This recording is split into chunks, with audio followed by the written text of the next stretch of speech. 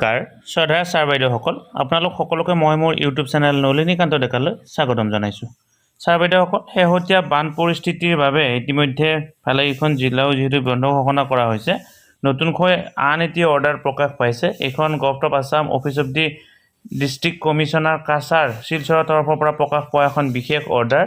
ইয়াত এটা কথা উল্লেখ কৰা হৈছে, ইতিমধ্যে সেই জিলাখনত 3, 4, 5 তাৰিখে বিদ্যালয় বন্ধ হৈ আছিলে।